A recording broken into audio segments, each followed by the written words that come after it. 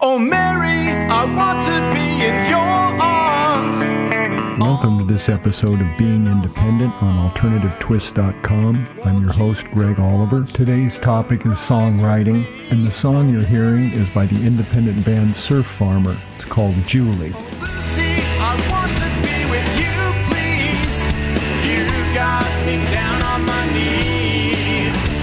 The sunrise can't be beat when you're there with me. Trying to make a living in a band in 2022 is a very difficult proposition. In addition to just playing songs well, you have to be prepared to do a lot of the non-musical work without the support of any label or any management. My name is Gregg Oliver, and I am an independent musician, and I've been in a lot of bands over the last 40 years. My current band is called WeAreJackStrong, and I'm going to try to tell this story with the help of several other band leaders from the San Diego area.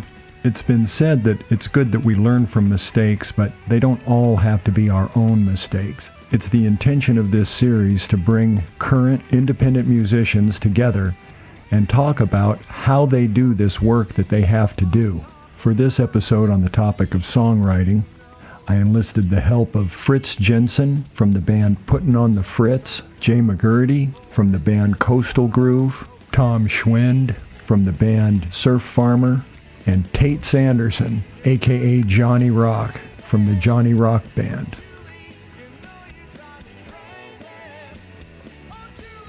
All the bands featured in this series are from the San Diego County area, and I'm going to play a little bit of music from each one so that you know about where they're coming from as I introduce them. So the first band is called Puttin on the Fritz. And here's a little bit of music from them, from their song, Liquor Store Next Door.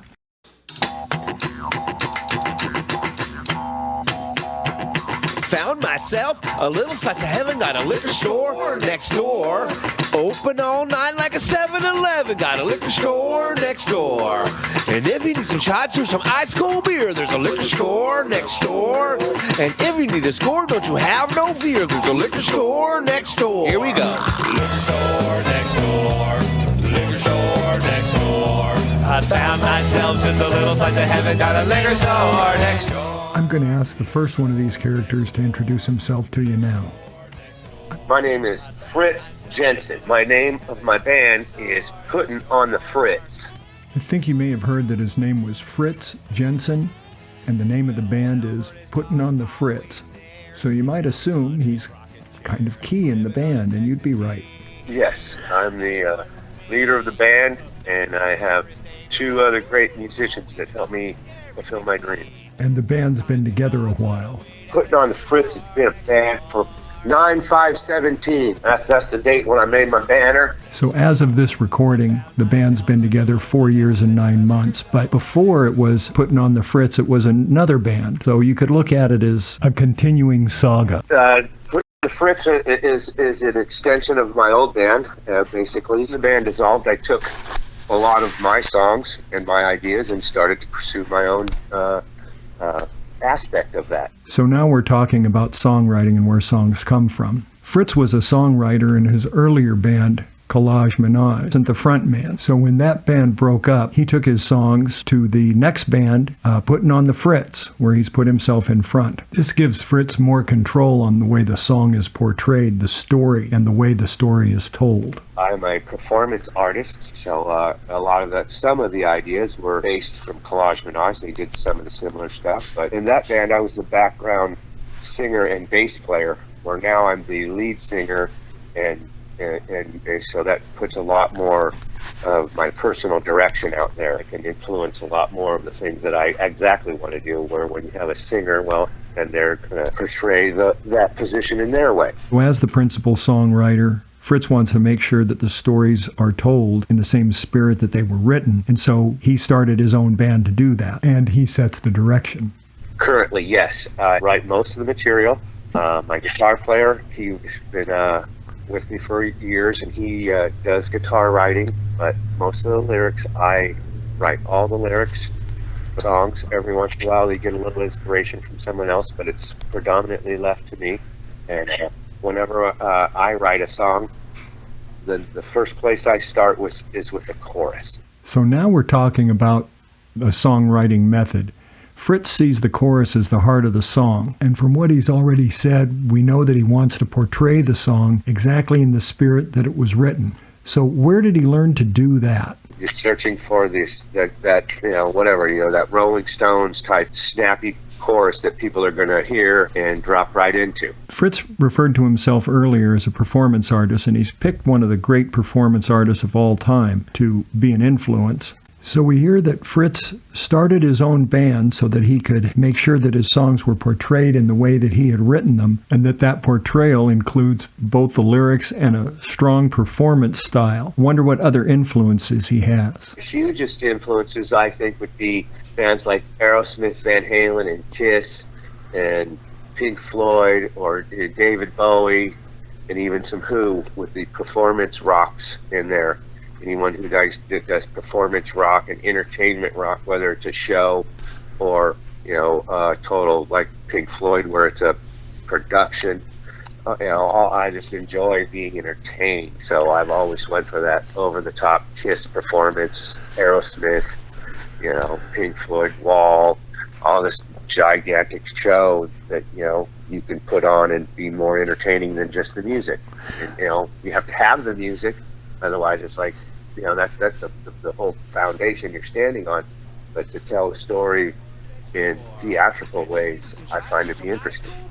What we've learned from Fritz so far is that he has stories to tell.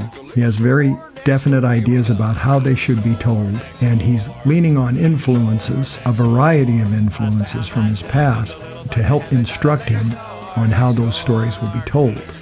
We also learned that Fritz distills the story down to a catchy, hooky chorus that the listener can grab onto and understand. This helps make a song memorable, and along with a great performance, is at the heart of Fritz's storytelling style. In future episodes of this audio series, we're going to hear a lot more from Fritz, as how he puts on his show, what his show consists of, how he manages his musicians. He has a lot to say about a lot of topics, and I'm very grateful to him for having participated in this. And if you get a chance to go see Puttin on the Fritz, do it. I found myself just a little slice of heaven at a liquor store next door.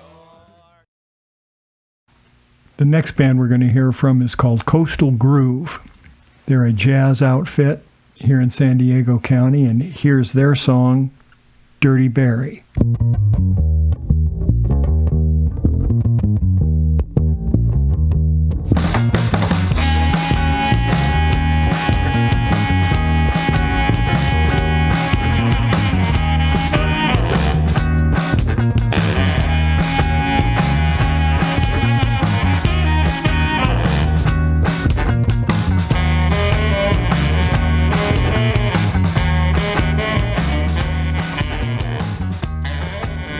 The next band leader I'd like to introduce you to runs a very groovy little alternative jazz kind of combo. It's a four-piece.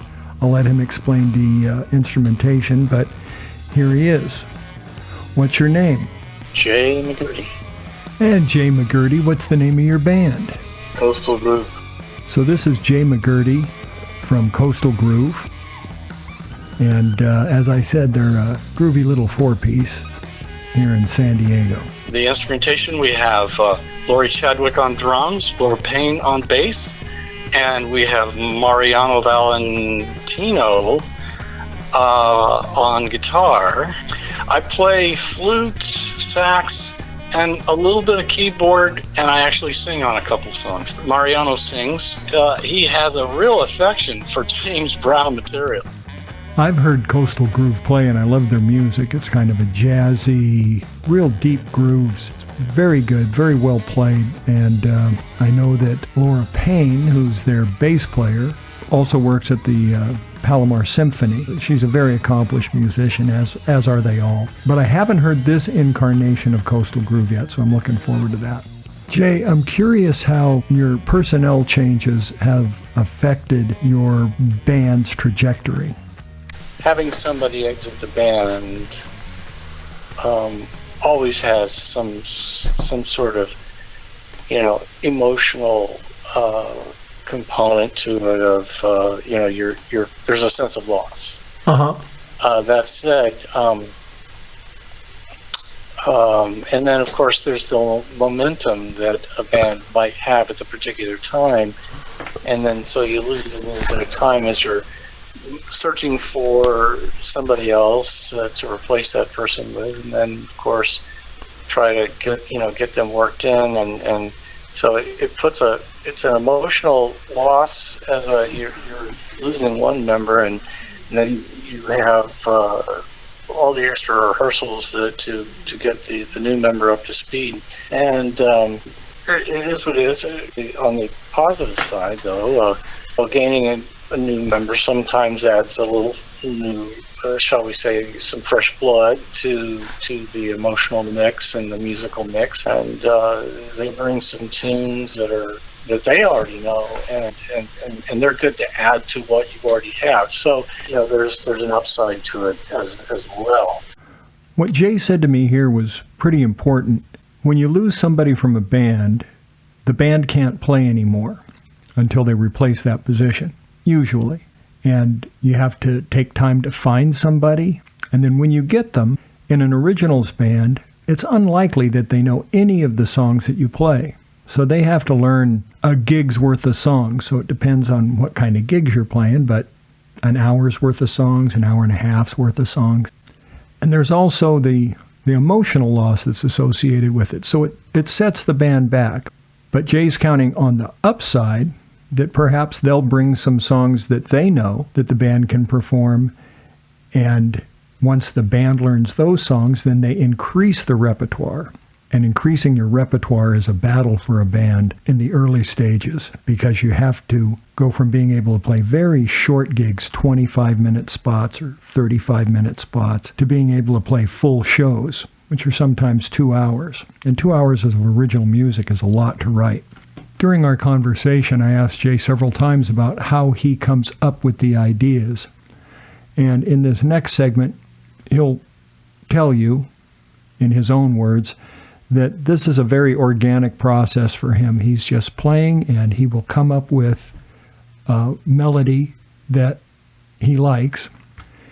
His next step is to flesh it out in a DAW such as GarageBand, to add bass parts and drum parts that support the melody, and then to write the supporting parts like an intro, a chorus, a verse, a bridge, an outro, creating what I'd call a structure for the piece. And once he's satisfied with the structure and the melody and the way everything fits together, he'll write charts, at least for himself and for the other players in his band that use charts. For the players that don't use charts, they can learn by ear from the recording that he made while he was creating the structure. The critical part of this is that there's something for a player to practice with at home so that they can come to a rehearsal prepared. Rehearsal time is far too valuable to waste learning a song. You go there to rehearse what you've already learned.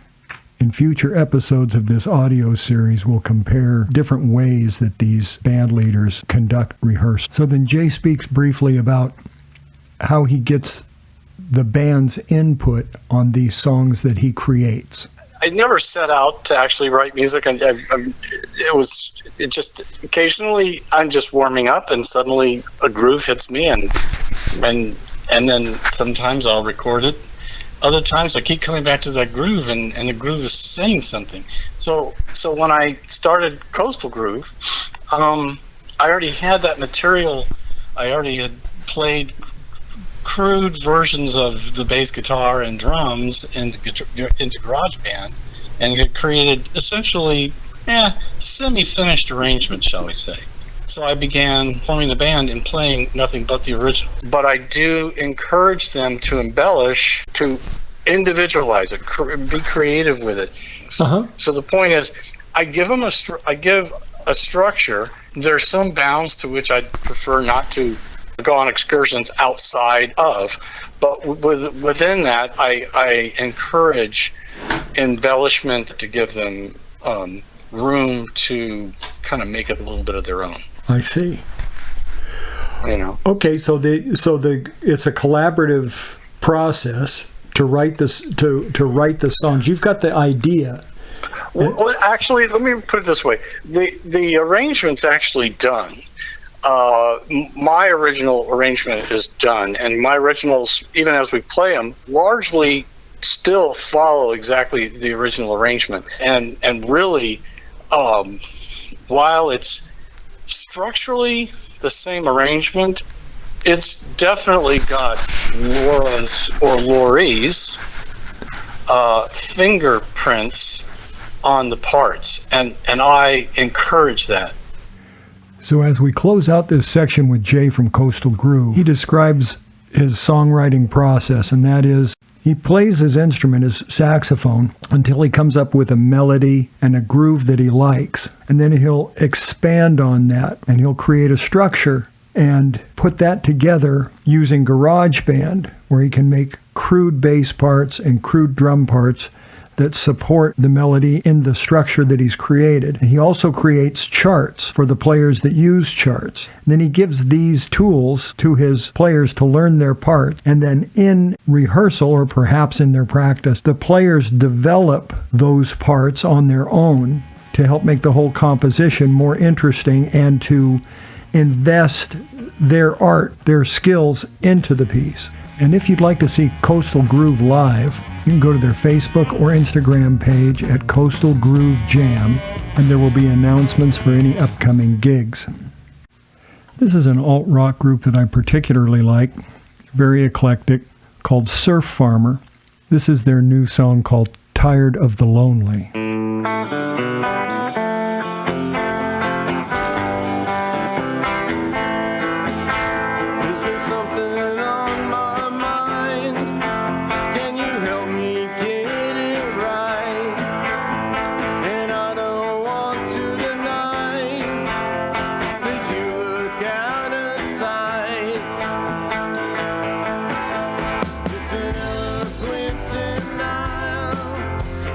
My conversation was with their leader, who is their primary songwriter and their frontman. He plays guitar and sings.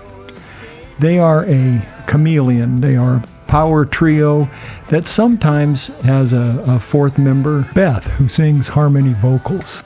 Will you please say your name for the audience? Tom Schwend. And what's the name of your band? Surf Farmer. And how long has the band been together? Oh, about 9 years. After the call was over, Tom explained to me that they'd had personnel changes, but the last personnel change they had was 5 years ago, so they've recovered from all that. Tom also explained to me an interesting process by which he picks new band personnel. For me, my bands are about playing with friends. That's what I really like to do, just jamming with my buddies, and that's probably as important, if not even more, than the musicianship. It's just getting along and having a good time. Tom's approach of working with his friends exclusively works out very well for him because he relies on the other musicians to work out their parts and to help critique continuously the work until it's done and everybody's happy with it.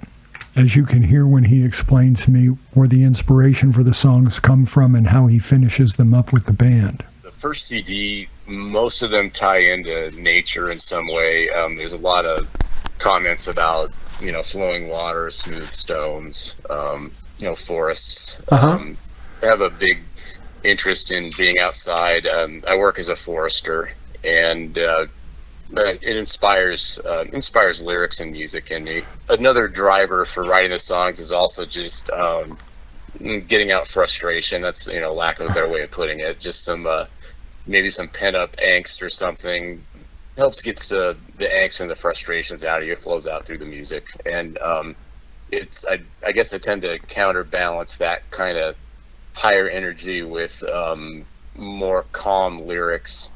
Beth's presence in there is very calming. She has a beautiful, clear voice, and it's interesting. The rest of the band can be pretty loud, and she'll lay her real soothing thing over the top and just make it all okay.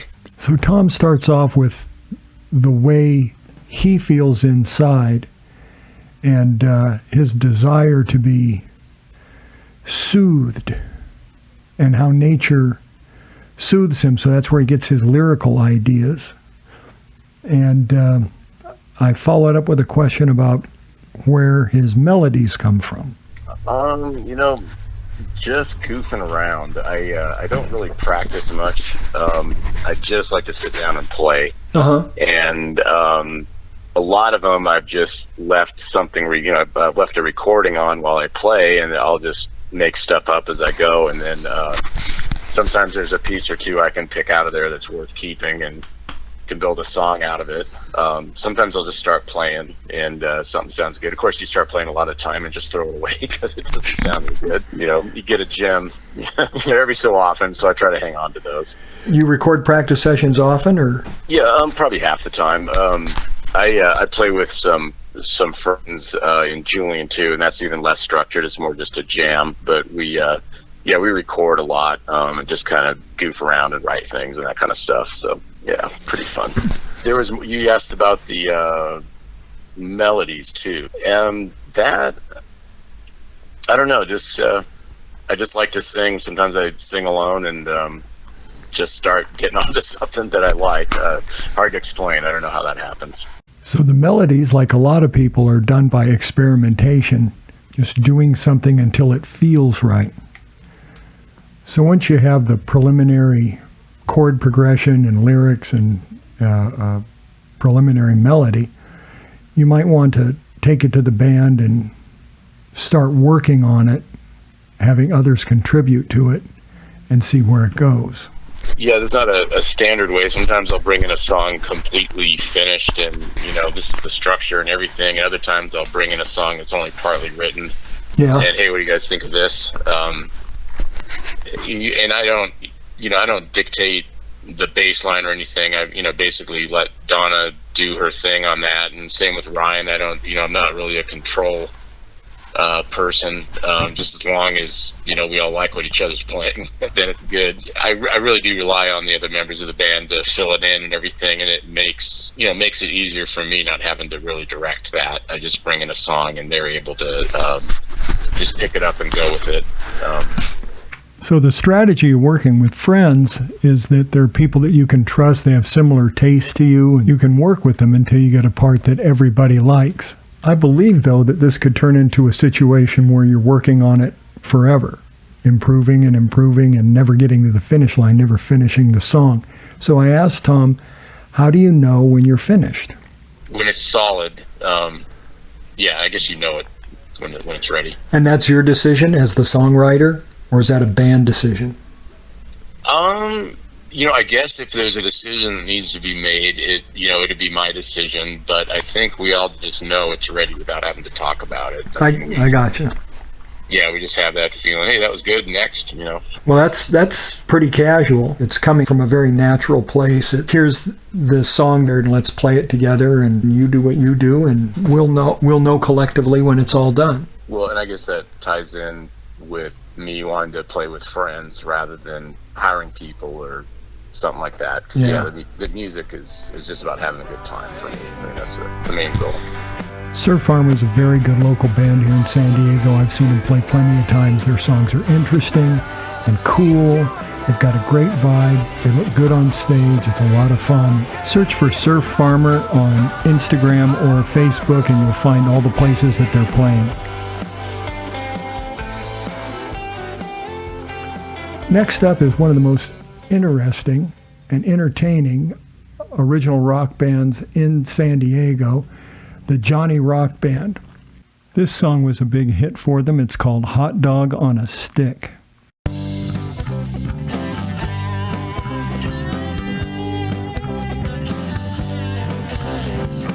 want a corn dog, hot dog on a stick. That tasty treat I just can't resist. American or pepper jack, fried cheese on a stick snack. Veggie dogs too, the choice is up to you. Hot dog on a stick, you know you want one. Hot dog on a stick. With Tate Sanderson as their primary songwriter, and let's get right to it. What's your name, sir? My name's Tate Sanderson, a.k.a. Johnny Rock. And what's the name of your band? Right now, I'm currently playing with the Johnny Rock Band, which is my own project. Then I play with the Green Jelly Band as well up in Hollywood. What do you play in the band? I play guitar. I've done the Johnny Rock Band for a while, so I was mostly the lead singer. How long has the Johnny Rock Band been together? Since about 2016. I put out a book called Johnny Rock Tales from the Road, and I changed my name in the book to Johnny Rock and wrote about the biography of rockumentary of my years of playing music. That's pretty much what I've done most of my life. Played with a lot of people, did a lot of touring, and so the book came out as Johnny Rock, and I was over in Hawaii and playing with some guys, and they're like, "Why don't we go with the Johnny Rock Band since your book's doing so well?" I'm like, "Yeah, sure." And so we did that for a couple of years. Then I came over here back to the mainland and been doing it here, quite a few more years, and changed the members a couple times here and there. But right now we've all been together a couple of years, and we're pretty solid and sounding really tight. Johnny Rock is another band where most of the players have been friends for decades. The exception is the new bass player that they just got. So you guys are all friends forever? Yeah. Okay. Yeah. And I've been in plenty of bands where, like even Green Jello, it's like you just show up and you do your job and you leave. I go up to LA, drive a long way, find parking, this and that. Everybody's like in there, let's do it here. You do a rehearsal, you do the show, and you're done. You don't even know each other that well, Where do your songs come from? Who does the writing in your band? Right now we're all writing, but that just currently started happening since I got couple of the people back and they're interested in making it a full-time career, but I've written most of the stuff throughout the years, and you just get an idea. Like I'll be in the shower in the morning and an idea just comes to me and I jump out of the shower and start writing stuff down. Next thing you know, I'm on my computer and making up some stuff, and I practice that night. We're working on a new one. Do you find yourself writing like part of a song or just an idea, and then the rest of the band writes the rest with you? Or do you generally bring them a finished thing? Do you know what you want it to sound like when you start working on it with the band? Yeah, a lot of times, like some of the stuff we play, I wrote completely and recorded and did everything myself, because I've been putting it out for so long. But now with these guys, I'll bring something to it. I'll just bring a couple ideas in, and I'll tell them I want it to kind of go like this. And, someone, William or Doug will say, "Hey, why don't you try this? Why don't we try that? Hey, let's double it up over here. Hey, I think it'd be funny if you did this right here, or whatever." Cool, The Johnny Rock Band keeps changing and evolving with every group of guys I play with, and you got to let it change, because that's, your sound is kind of more of a mixture of the charisma everybody has and the chemistry you have working together. So it, things take a life of their own in the way they change, and you just got to let it flow with it and go, okay, we're going to do it this way now, instead of trying to force it. I want it like this exactly, because then it gets too regimented and, digital, and, you want to have some free flow with it and have everybody have a little bit of their own part into it. I think what we can take from what Johnny said is that you can take an idea to the people in the band and have them work through and add their parts to it and record that. Or you can record all the parts yourself and then teach the people in the band how to play it, because it's a fluid thing. And when people come to a live performance of the Johnny Rock Band, they're not interested in hearing a note-for-note reproduction of what was on the album. They're there for the charisma and vibe and visuals that this band provides. And I can tell you right now, they provide all kinds of visuals and just a fun atmosphere. They are a beach party rock band, and we love to see them. We love to play on the same bill with them, which we're going to get to do day after tomorrow, I guess. So I'm looking forward to that. Anyway, if you get to see the Johnny Rock Band, don't miss the opportunity. They're a really good band, and their shows are awesome. The last band we're going to mention is the band WeAreJackStrong. That happens to be my band, and I am the lead singer and bass player for the band. And this is a very popular song of ours called Never Ready for Betty.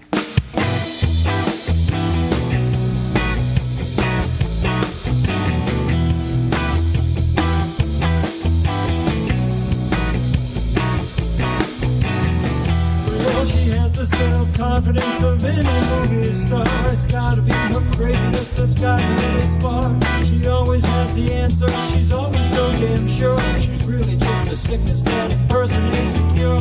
She's ready from tip to tip. You're never ready for ready. Ready is a tip. She's ready. We all contribute to the songwriting. The songs start with individuals bringing an idea to the band, and we build them from there. So I'm going to tell you a little bit about our process now.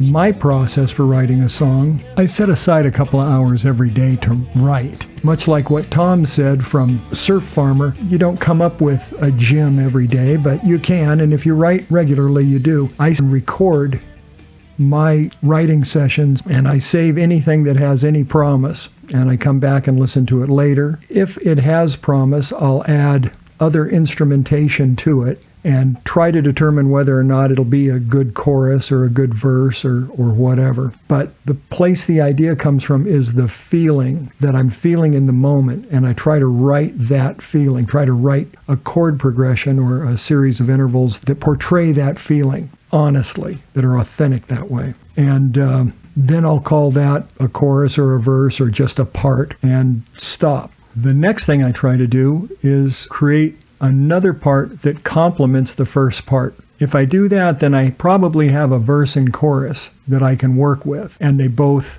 supply the same feeling. They both mean the same thing to me. Usually then I'll put them in order. I'll try to write an intro and a bridge and an outro, and then I feel like I have an instrumental that promotes the feeling.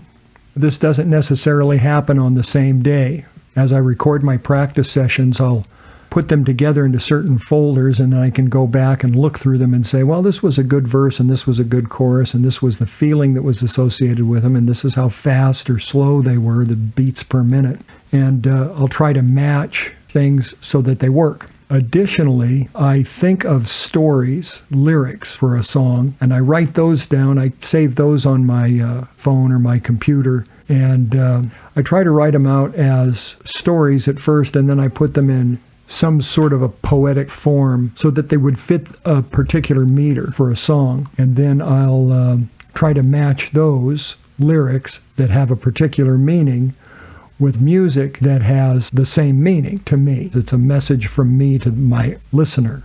Then I'll have what we call a writing session with my guitar player, where he'll come over and I'll play him these demo versions of the song, and we'll play along with them, and we'll feel them develop. And they'll usually develop differently than I initially wrote, but that's what it's for. It sheds its skin and changes into something new while we're playing them. After we're done working on a song at a writing session, then it'll come up at our next rehearsal. The rehearsal is really where the song starts to take its final shape. We're moving forward with the parts that Dan and I, the guitar player and the bass player, put together. And it's at this stage that the drummer starts to give his input. I'll record the various interpretations of the songs that we do at rehearsals and send those out after rehearsal so that everybody can practice and think about the song for the next rehearsal. It's through these iterations that we approach the point of being done with the song. If it was an idea that I brought to the band, I've got final say-so on what changes get made and final say-so on when something's done. Because unless somebody can say, no, we're not changing it anymore, it's done, then you can keep working on it forever. Our philosophy in our band is that after a song is done and it feels good, then instead of changing it, let's just write another song rather than continually change an existing song. Once we've rehearsed the song and have decided it's done, then we'll put it in the set list and we'll go play it places. And it'll change a little bit more over time that way. Even though we already said it was done, there'll be some changes that become clear. And then it's time to record the song. We record the song, and I'll describe the process for that in another installment of this series. But once it's recorded, then we try to play it exactly like that in our shows. Because after a recording is released, people hear the recording, they're familiar with it, and that's what they want to hear when they come see you. And even then, sometimes we'll change it up a little bit for fun. Some audiences find a great deal of fun with that. If you'd like to learn more about WeAreJackStrong and where we're playing, you can go to WeAreJackStrong.com and connect with any of our social media pages from that platform. In closing, I'd like to say that you've probably noticed that across these 5 different songwriting approaches by 5 different songwriters, there's similarities and there's differences in how they do things. So what I would suggest to anybody who wants to be a songwriter is look at them all and then figure out which things were common between them and really try to do those, because it seems to be what everybody does. And then for the things that people view differently, see what works for you and do it that way. And remember, what you're trying to create is art, and hopefully it's art that can also support your business, which as we go through this series we'll find out is exactly what an indie band is, a small business. We hope you've enjoyed the first episode of Being Independent. This wouldn't be possible without the support of AlternativeTwist.com, who, as it turns out, is a real supporter of local live music, which is what it's all about. So we love AlternativeTwist.com, and we hope you do too. I want to thank all the bands that participated in this. Thank them for their patience and their honesty. And my name is Gregg Oliver for Being Independent. If you want to connect with me and help the program in any way at all, just write me at beingindie2@gmail.com. That's BEINGINDIE and the number 2, all one word, @gmail.com. Make sure to write us at beingindie2@gmail.com and let us know how you like the show and how we can improve it. Thanks very much. Talk to you next week. Titanium, Teflon, she tastes like gasoline. She's off the rails.